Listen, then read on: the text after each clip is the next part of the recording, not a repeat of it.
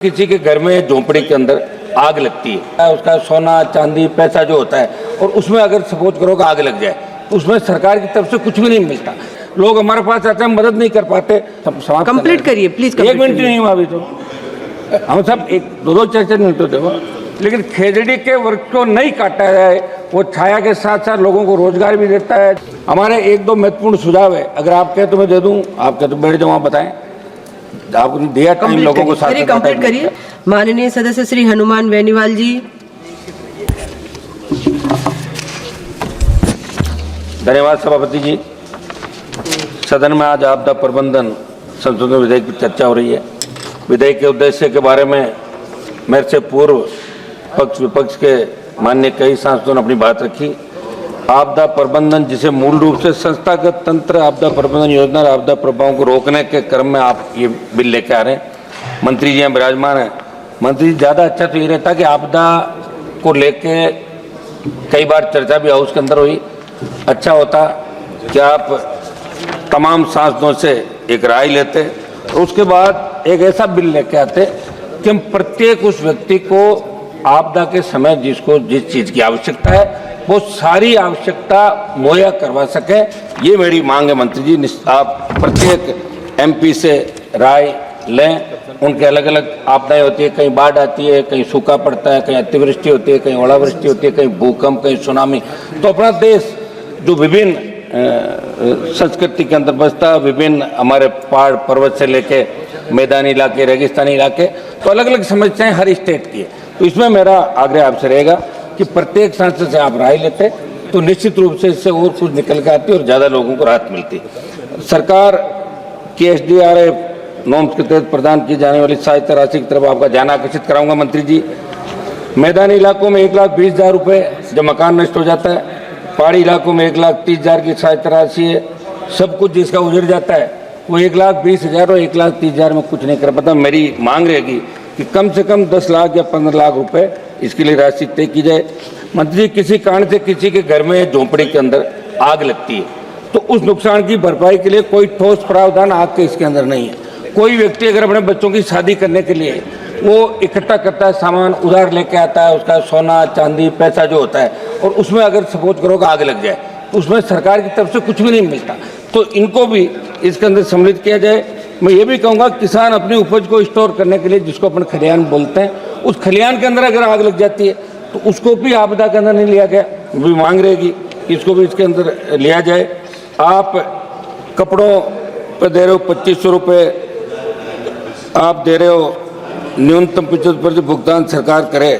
ये मेरी मांग है कि जितने उसकी नुकसान हो इसका आकलन करा के और उसको अधिकतम राशि उस व्यक्ति को मिले।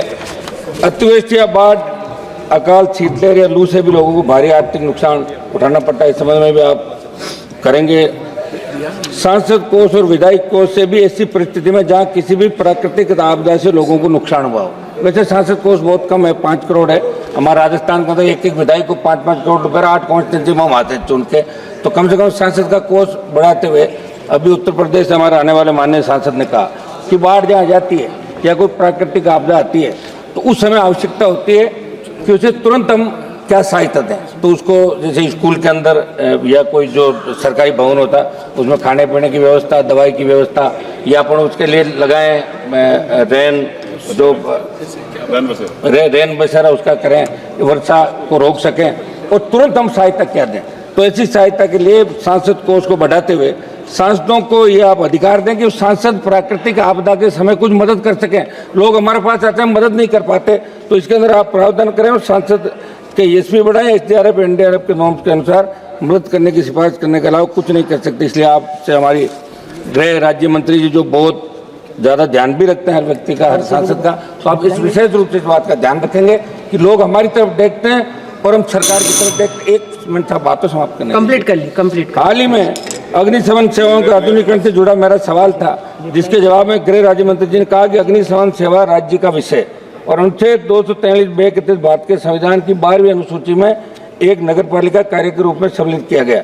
मैं गृह मंत्री जी से मांग करूंगा कि ग्राम पंचायतों का अधिकार। धन्यवाद माननीय सदस्य।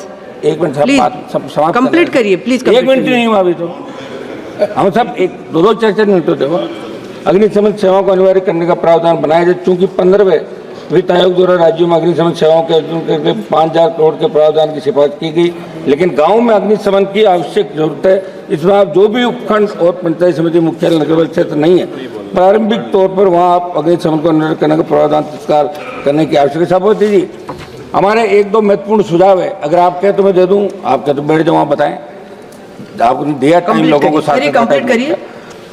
आपदाओं की पूर्व चेतावनी प्रणाली को मजबूत किया जाए। ताप, लहरों, बाढ़ों, सूखे जैसी आपदाओं का सटीक पूर्वानुमान लगाने का आधुनिक तकनीक का उपयोग किया जाए। वन क्षेत्र बढ़ाने के लिए योजनाएं लागू की जाए। औद्योगिक प्रदूषण को रोकने के लिए सख्त कानून बनाए जाए। आपदा के बाद राहत कार्यों को तेज और व्यवस्थित किया जाए। प्रभावित क्षेत्रों पुनर्वास और रोजगार की व्यवस्था की जाए। राजस्थान के अंदर अभी हमारे खेजड़ी का वृक्ष, चलिए धन्यवाद। एक लास्ट समाप्त कर रहा हूं साहब, लास्ट।